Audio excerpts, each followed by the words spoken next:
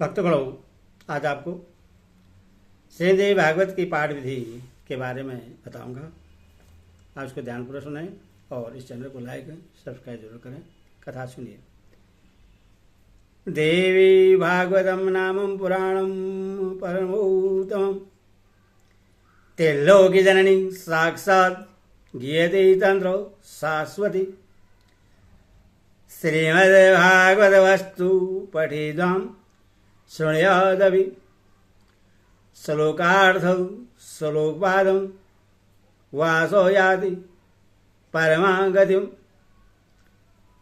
श्रीदेवी भागवत नामक पुराण सभी पुराणों में अतिश्रेष्ठ है, जिसमें तीनों लोगों की जननी साक्षात सनातनी भगवती की महिमा गाई गई है, जो श्रीदेवी भागवत के आधे श्लोक या चौथाई श्लोक को भी प्रतिदिन सुनता या पढ़ता है, वह परम गति को प्राप्त होता है। श्रीदेवी भागवत की नवायन की विधि है। दोनों नवरात्रों में तथा आषाढ़, श्रावण, भाद्रपद, कार्तिक, मार्गशीर्ष, माघ एवं फागुन शुक्ल प्रतिपदा से नवमी तक इसके अनुष्ठान का विधान है। इसे नवायज्ञ कहा जाता है। ये तीर्थ कथा स्थान की भूमि का संशोधन, मार्जन, लेबानादि कर कंदली स्तंभादि से मंडित मंडप बनाना चाहिए। मंडप का स्थान शुभ तथा बराबर होना चाहिए। उसका मान 16 हाथ लंबा चौड़ा हो तथा उसे तोरण, विमान एवं ध्वजा पताका से मंडित किया जाए। मंडप के बीच में 4 हाथ लंबी चौड़ी तथा 1 हाथ ऊंची वेदी होनी चाहिए। फिर प्रतिपद को प्रातः उठकर हृदय या शिरोदेश में उज्ज्वल पद के अंतर्गत गुरु का ध्यान करना चाहिए। फिर शिखा के बीच इस रूप में देवी का ध्यान करना चाहिए। प्रकाशमानम प्रथमे प्रियाणे पढ़ती प्राणे पयुमृता यौमानम अंतः पद व्ययामुनु सचरन्ति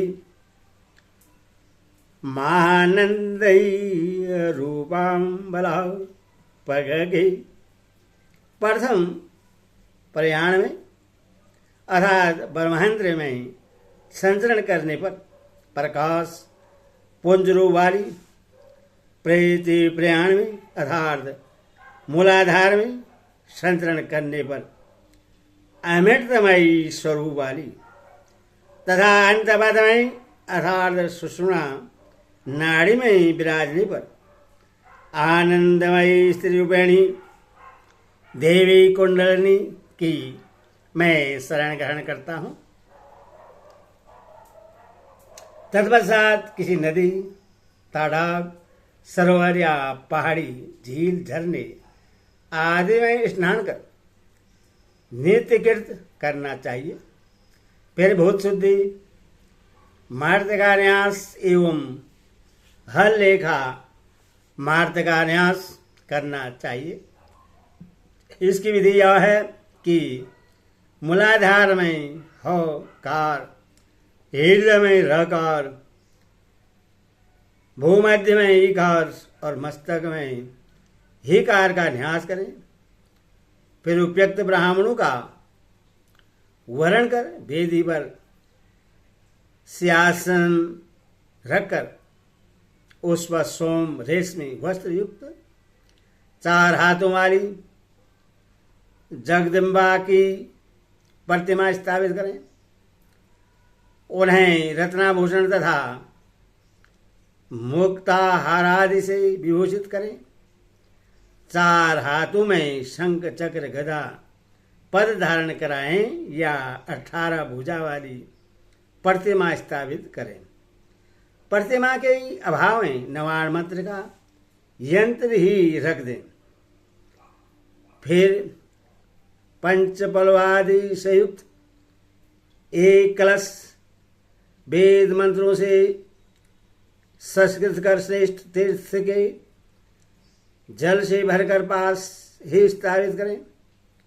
तत्पश्चात गणपति पूजन, बटुक, क्षेत्रपाल, योगिनी, मार्तिका, नवग्रह, तुलसी, ब्रह्मा, विष्णु, महेश्वर, लोकपाल, दिक्पाल आदि की पूजा कर षष्ठोपचार तथा श्री सूक्त या नवाण मंत्र से भगवती महाशक्ति की पूजा करें।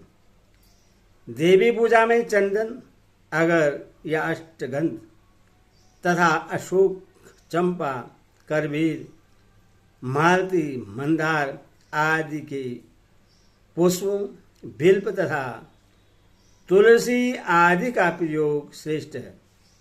फलों में नारियल, नारंगी, अनार, केला, आम शुभ है। तब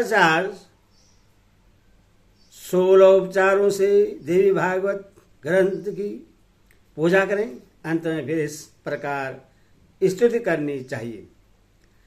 कात्यायनी महामाई भवानी भुवनेश्वरी संसार सागरे मग्नम मामुदरम कृपामयी ब्रह्मा विष्णु शिवाराध्य प्रसिद्ध जगदम्बिके मनोभिलिषितं देवी वरम देहि नमस्तुते। हे कात्यायनी, हे महामाई, हे भुवनेश्वरी, हे कृपामयी, हे भवानी, मैं संसार सागर में डूब रहा हूँ, मेरा उद्धार कीजिए। तथा हे ब्रह्मा विष्णु महेश से पूजनीय माता जगदम्बिके, मेरे ऊपर प्रश्न हुई। हे देवी, आप मुझे मनोवांछित वर प्रदान कीजिए। आपको बार बार प्रणाम है। तत्पश्चात ऋष्यादि का न्यास का पाठ आरंभ करें। पाठ आरंभ करने के बाद फिर अध्याय के बीच में नहीं रुकना चाहिए। रुक जाने पुनः उसी अध्याय को आरंभ से पढ़ना चाहिए। मध्यम स्वर से श्रद्धापूर्वक धीरे धीरे सर्वस्व पाठ करना चाहिए।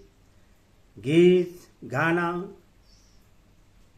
जल्दी करना, सिर कपाना, अशुद्ध या अस्पष्ट उच्चारण करना, बिना अर्थ समझे ही पाठ करना, ये पाठ के दोष हैं। पाठ में यथासाध्य इन दोषों से बचे रहना चाहिए। क्रोध, मद, तौरा बाधक है। मन की पवित्रता, शरीर की पवित्रता अधिक सहायक है। दोपहर के बाद एक घड़ी विश्राम कर तथा लघु संख्या का आदि से निवृत्त होकर पुनः पाठ करना चाहिए। कथारंभ में सोम, बुध, गुरु, शुक्रवार, अश्वनी, रोहिणी, मृगशिरा, पुष्य, हस्त, अनुराधा, मूल तथा स्वर्ण नक्षत्र शुभ है। बृहस्पति जिस नक्षत्र में हो वहां से चौथे नक्षत्र तक कथा आरंभ करने से धर्म प्राप्ति, 5 से 8वें तक लक्ष्मी प्राप्ति, पुनः 9वें में सिद्धि, 10वें से 14 तक सुख प्राप्त होता है। गुणाधिष्ठित नक्षत्र से 20 नक्षत्रों में कथारंभ करने से पीड़ा, 24वें तक राजभय तथा 27वें तक ज्ञान की प्राप्ति होती है। इस चक्र का ध्यान रखना आवश्यक है। किंतु नवरात्रों में देवी भागवत कथा में चक्र विचार अपेक्षित नहीं है। अनुष्ठान के समय ब्रह्मचर्य, भूमि शयन, सत्य वचन, तथा इंद्र संयम अत्यंत आवश्यक है। पतल में ही भोजन करना चाहिए। बैगन, दाल, भेड़ा, मधु, तेल, बासी तथा दूषित अन्न नहीं खाना चाहिए।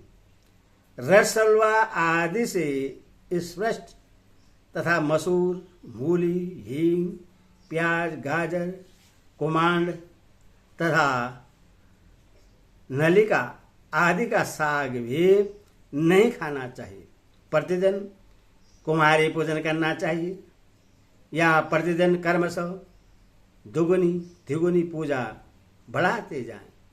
1 वर्ष की कन्या की पूजा नहीं करनी चाहिए, क्योंकि उससे गंधादि का कोई भी ज्ञान नहीं होता। 2 से 9 वर्ष की कन्याएं पूज्य हैं। अंतिम दिन गायत्री सहस्रनाम का पाठ करना चाहिए और सप्तशती के मंत्र से हवन करना चाहिए, अथवा गायत्री या नवाण मंत्र से हवन किया जाए। यह संशय में देवी भागवत की पाठ विधि है। बोलो माता की जय।